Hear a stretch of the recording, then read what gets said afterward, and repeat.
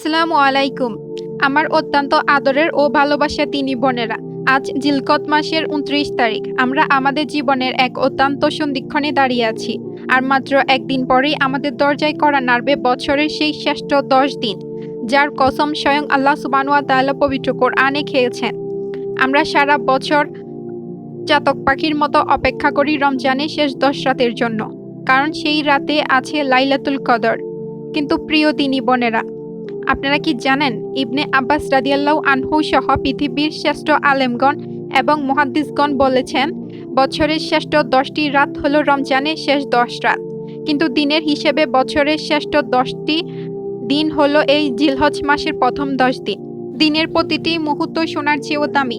নবী করিম সাল্লাল্লাহু আলাইহি ওয়াসাল্লামের সাহাবীরা এই দিনগুলো আসার আগে এতটা ব্যাকুল থাকতেন যে তারা তাদের দুনিয়াবি কাজ প্রায় কমিয়ে দিতেন, শুধু আল্লাহর জিকিরে মশগুল থাকার জন্য। আল্লাহ সুবহানাহু ওয়া তাআলা সূরা ফজরের শুরুতে বলেছেন, ওয়াল ফাজরি ওয়া লায়ালিন আশর, অর্থাৎ শপথ ভোরের এবং শপথ ১০ রাতের। হাফিজ ইবনে কাসির রাহমাতুল্লাহ আলাইহি তার তাফসিরে পরিষ্কারভাবে উল্লেখ করেছেন যে এখানে ১০ রাত বলতে জিলহজ মাসের প্রথম ১০ দিন ও রাতকেই বোঝানো হয়েছে। একটু গভীরভাবে চিন্তা করুন তো বোনেরা, আল্লাহ যখন কোনো কিছুর কসম খান তখন সেই জিনিসের গুরুত্ব আল্লাহর কাছে কত বিশাল।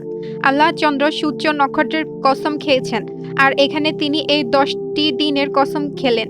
এর মানে হলো এই সময়টা আল্লাহর কাছে অত্যন্ত প্রিয় এবং মর্যাদাবান। জিলহজের এই দিনগুলো হলো আমাদের জন্য ইবাদতের শ্রেষ্ঠ বসন্তকাল। হাফিজ ইবনে হাজার আসকালানি রহমাতুল্লাহ আলাইহির একটি চমৎকার তাত্ত্বিক কারণ ব্যাখ্যা করেছেন। তিনি বলেছেন, এই ১০ দিনের বিশেষত্বের প্রধান কারণ হলো এই সময়ে ইসলামের ৫টি মৌলিক স্তম্ভের প্রতিফলন ঘটে। একটু লক্ষ্য করুন, অন্য কোনো সময়ে আপনি এটা একসাথে পাবেন না। এখানে ঈমান ও নামাজ তো আছেই, এখানে রোজা রাখা হয়। এই সময়ে হজের মতো বিশাল ইবাদত সম্পন্ন হয়। এই সময়ে মানুষ দান সদকা করে এবং কোরবানির মাধ্যমে মালের হক আদায় করে। অর্থাৎ নামাজ, রোজা, হজ, জাকাত এবং কোরবানি সবগুলো বড় ইবাদত এই এক মোহনায় মিলিত হয়। এটি যেন ইবাদতের একটি মহাসাগর। নবী করিম সাল্লাল্লাহু আলাইহি ওয়াসাল্লামের একটি অত্যন্ত শক্তিশালী হাদিস, যা সহিহ বুখারীতে বর্ণিত হয়েছে। তিনি বলেছেন, এমন কোনো দিন নেই যে দিনের নেক আমল আল্লাহর কাছে জিলহজ মাসের এই ১০ দিনের আমলের চেয়ে বেশি প্রিয়। সাহাবীরা এ কথা শুনে অবাক হয়ে জিজ্ঞাসা করলেন, হে আল্লাহর রাসূল সাল্লাল্লাহু আলাইহি ওয়াসাল্লাম, আল্লাহর পথে জিহাদ করাও কি এর চেয়ে বেশি সওয়াবের নয়? আল্লাহর নবী সাল্লাল্লাহু আলাইহি ওয়াসাল্লাম উত্তর দিলেন, না, জিহাদও নয়। তবে সেই ব্যক্তির কথা ভিন্ন যে তার জান ও মাল নিয়ে আল্লাহর পথে বেরিয়ে পড়েছে এবং এর কোনো কিছুই আর ফেরত নিয়ে আসেননি, অর্থাৎ যে রণাঙ্গনে শহীদ হয়ে গেছে। সুবহানাল্লাহ। বোনেরা, আমরা কি কল্পনা করতে পারি, আমরা যারা ঘরের বসে সাধারণ গৃহস্থলীর কাজ করছি, হয়তো আপনি এখন রান্না করছেন বা কাপড় ধুচ্ছেন, আপনি যদি এই ১০ দিন একটু মনোযোগ দিয়ে ইবাদত করেন তবে আপনি আল্লাহর কাছে সেই সওয়াব পেতে পারেন যা একজন মুজাহিদ জিহাদের ময়দানে লড়াই করে পায়। আল্লাহ আমাদের জন্য জান্নাতের রাস্তা কত সহজ করে দিয়েছেন। আমাদের শুধু দরকার একটু সচেতনতা আর একটু প্রবল ইচ্ছা। প্রিয় বোনেরা, এবার আমরা হানাফি মাযহাবের আলোকে 10টি বিশেষ আমল নিয়ে বিস্তারিত আলোচনা করব, যা আমাদের এই 10 দিনের অবশ্যই করা উচিত। প্রথম আমলটি হলো নখ, চুল ও শরীরের লোম কাটা থেকে বিরত থাকা।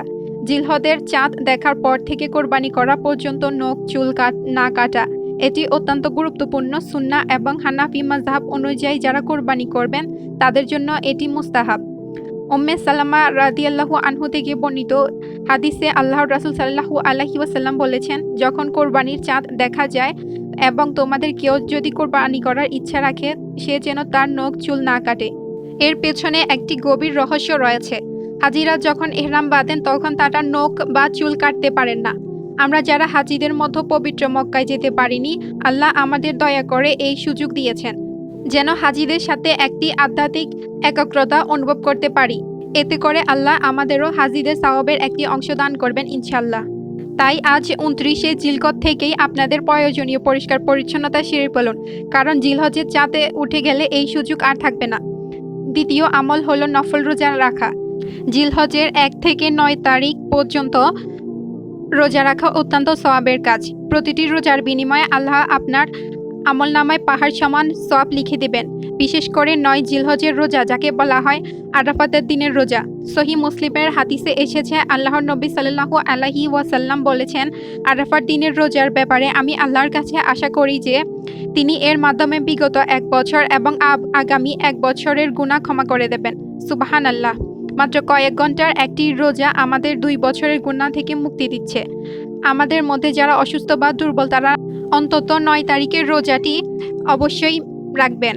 আমাদের বাংলাদেশের ৯ জিলহজ যেদিন পড়বে সেদিন আমরা এই রোজাটি রাখবো ইনশাল্লাহ। তৃতীয় আমল হলো অধিক পরিমাণে তাসবিহ ও জিকির পাঠ করা। আল্লাহ সুবহানাহু ওয়া তাআলা কোরআনে নির্দেশ দিয়েছেন এই দিনগুলোতে তাকে স্মরণ করার জন্য। নবীজি বলেছেন, এই দিনগুলোতে তোমরা বেশি বেশি সুবহানাল্লাহ, আলহামদুলিল্লাহ, লা ইলাহা ইল্লাল্লাহু এবং আল্লাহু আকবার পাঠ করো। প্রিয় বোনেরা, রান্নাঘরে কাজ করার সময় বা ছোট বাচ্চাদের দেখাশোনা করার সময় জিহ্বা যেন আল্লাহর জিকিরে সিক্ত থাকে। এটাই একজন মুসলিম নারীর জন্য সওয়াব হাসিলের সবচেয়ে সহজ পথ। আপনার প্রতিটি কাজের সাথে যখন তাসবিহ যুক্ত হবে, আপনার পুরো ঘরটি রহমতে ভরে উঠবে।